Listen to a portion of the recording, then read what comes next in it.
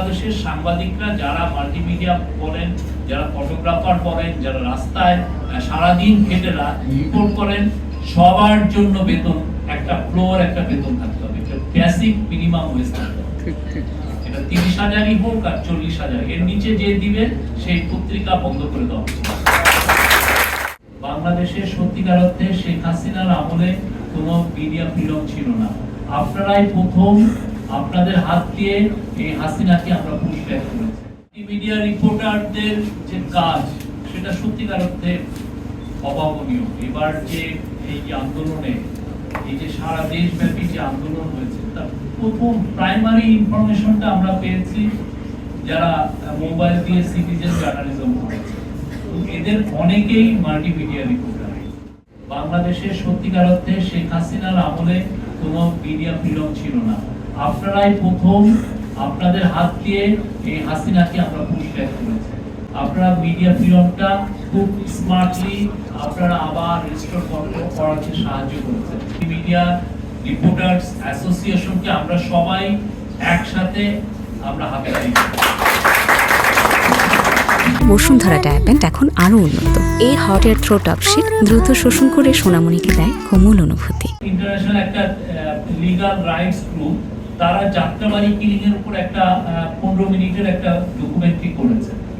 আপনারা দেখেছেন এই যে জুলাই আগস্টের এই যে গণজাগরণে যে ভয়ানক ম্যাস মার্ডার হয়েছে, এই ম্যাস মার্ডারের সবচেয়ে ইউনিক দলিলগুলোর একটা হচ্ছে এই যে ইন্টারন্যাশনাল যে লিগ্যাল রাইটস গ্রুপ যেটা করেছে, এটা একটা বড় দলিল।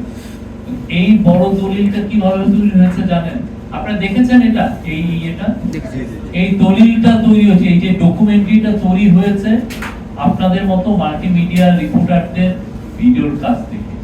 বুলেট প্রুফ ভেস্ট নাই, মাথায় হেলমেট নাই, কিচ্ছু নাই, তার কি হৃদয় দিয়ে আপনারা কাজটা করছেন। মানে এটা তো সবাই মিলে আমাদের আপনাদেরকে স্যালুট করা উচিত।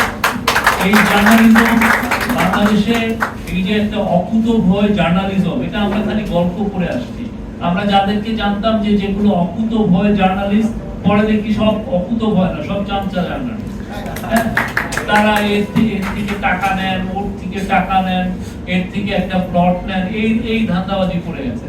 বাংলাদেশে অকুতোভয় জার্নালিস্ট থাকলে এই মাল্টিমিডিয়া রিপোর্টাররা, বাংলাদেশে অকুতোভয় জার্নালিস্ট থাকলে ফটোগ্রাফাররা আছে, একদম দাঁড়িয়ে থেকে পাশে, বা ভিডিও কিছু জার্নালিস্ট আছে দাঁড়িয়ে থেকে একটা ভিডিও নিচ্ছে, দাঁড়িয়ে থেকে আপনি ফটো নেন।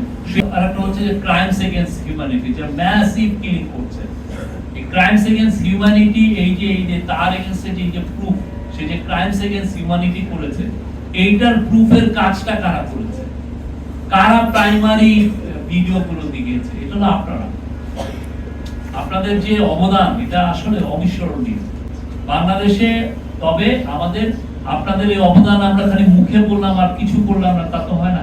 আমাদের উচিত সত্যিকার অর্থে মাল্টিমিডিয়া রিপোর্টারদেরকে আরো স্বীকৃতি দেওয়া। ঠিক না? আমরা চাই বাংলাদেশের প্রত্যেকটা জার্নালিস্ট যিনি এই প্রফেশনে আসবেন, এটা খুব হ্যাজার্ডাস একটা জব। আপনি মারা যেতে 5 জন শহীদ হয়েছেন, আমাদের কয়েক ডজন ছেলে আহত হয়েছে। আমরা চাই আপনারা প্রত্যেকে ভালো বেতন পান, প্রত্যেকে ভালো বেতন, যিনি ভালো বেতন, যার মিনিমাম যাতে একটা ফ্লোর থাকে।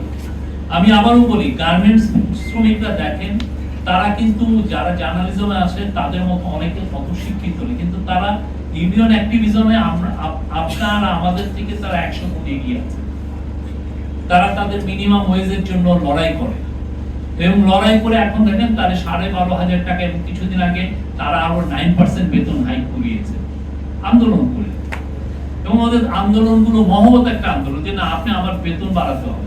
ঠিক তেমনি আমার মনে হয় বাংলাদেশের সাংবাদিকরা যারা মাল্টিমিডিয়া বলেন, যারা ফটোগ্রাফার বলেন, যারা রাস্তায় সারাদিন খেটে রিপোর্ট করেন, সবার জন্য বেতন একটা ফ্লোর, একটা বেতন থাকতে হবে, একটা বেসিক মিনিমাম ওয়েজ থাকতে হবে।